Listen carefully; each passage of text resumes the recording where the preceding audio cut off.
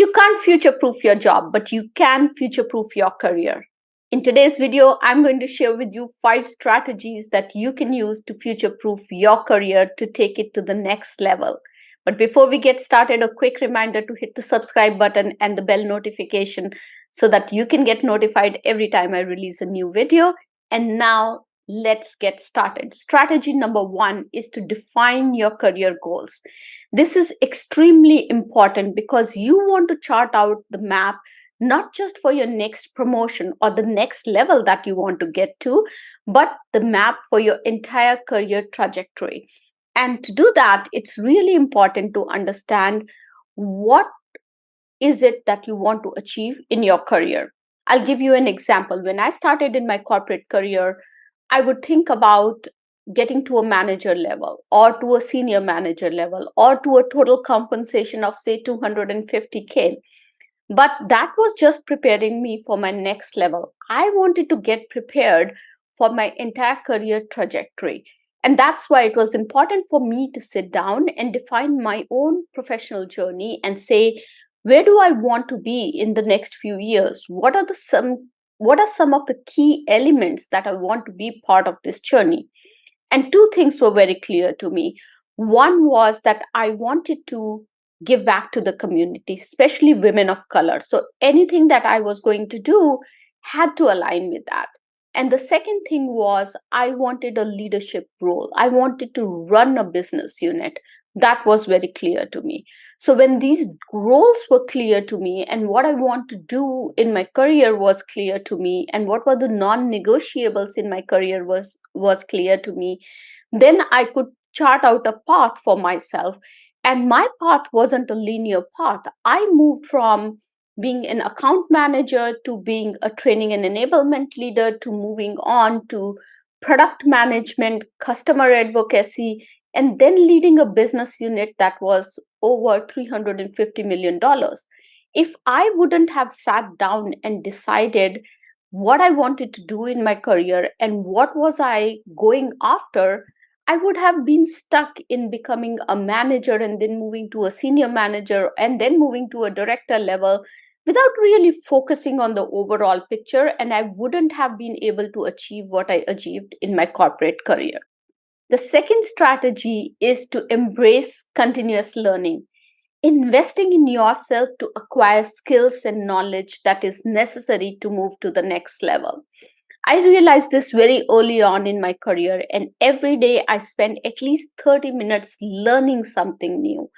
I attend a lot of events. I speak at a lot of events. The benefit of speaking at a lot of events is that you get an opportunity to learn about a new subject area and to share your insights about that subject area with your audience as well. I create a lot of LinkedIn learning courses. I'm a LinkedIn learning instructor. And what that does, it helps me hone my skills, not just in terms of the functional skills or the knowledge skills, but also power skills like effective communication and storytelling, which is so critical for your growth. So make sure that you are investing in yourself. You are carving out 30 minutes every day to learn something new. And to help you in your journey of continuous learning, there's a link in the description box for you to get access to LinkedIn Learning for free for 1 month. Make sure that you leverage that link. Make sure you go through as many courses as you can possibly during that 1 month and maybe beyond to invest in yourself. The third strategy that I want to talk to you about is honing your communication skills. Now, in my coaching practice, I often hear people saying, "Oh, I'm very confident in front of people. I have no problem communicating what I want to say." But communication skills are not just about can you speak confidently in front of people or can you speak confidently in meetings. It is more to do with, do you know what your story is? Can you communicate to people what your story is, what your values are, what your superpower is, and can you do it effectively? It's also about active listening. It's about learning from others, coming from a place of curiosity and getting all that information that you need to be able to be successful in your role.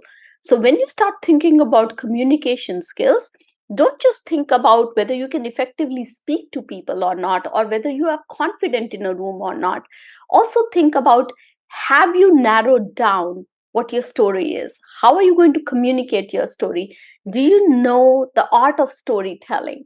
Do you know what your values are? Do you know what your superpower is? And can you communicate it effortlessly in a conversation? That's what you have to think about when you start thinking about communication skills. And the fourth strategy that I have for you is to build a strong professional network.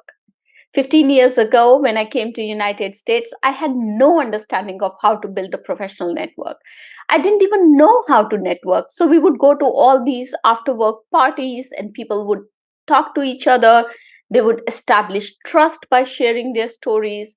And I was just talking about my project. So people didn't want to talk to me about my projects. They wanted to know me. I didn't have my story narrowed down. I didn't know what my values were, or I couldn't articulate them very effectively. And I didn't feel comfortable sharing that in a professional environment.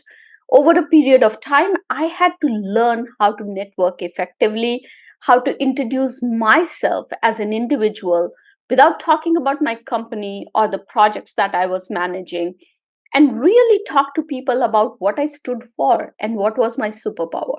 So that's really important, to be able to network. And when you start thinking about networking, don't just think about networking within your organization, think about networking in the industry as well.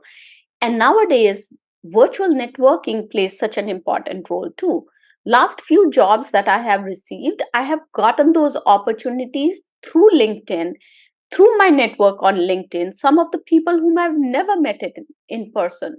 And that's why networking becomes so important. I have a video on networking on my channel, so make sure you look at that video if you want to understand how to network. And the fifth step that I have for you, or a fifth and the fifth strategy that I have for you, which is so important and the basis for this entire strategy, is learning time management. This is extremely important because oftentimes when I meet people and I tell them, you need to hone your communication skills, you need to invest in yourself, you need to identify your goals, you need to network, they come back to me and say, Rashim, I have no time. So learning how to manage your time is essential for your career growth. So think about productivity tips and tools that work for you. Think about, how are you going to implement these strategies more effectively? What are the time saving productivity hacks that work for you? Really spend time in understanding how to manage your time and energy so that you can work on these four other strategies that I outlined for you. Without effective time management, you would not be able to get to the point where you need to get to be able to execute on your career development strategy. So there you go. Those are the 5 strategies that I had for you. I hope you implement these strategies. If you get stuck or if you have questions, please put them in the comments and I'll make sure that I respond to each one of those. By using these strategies, I am confident that you'll be able to take the next step in your career and future proof your career. Have a wonderful, wonderful week. Bye bye.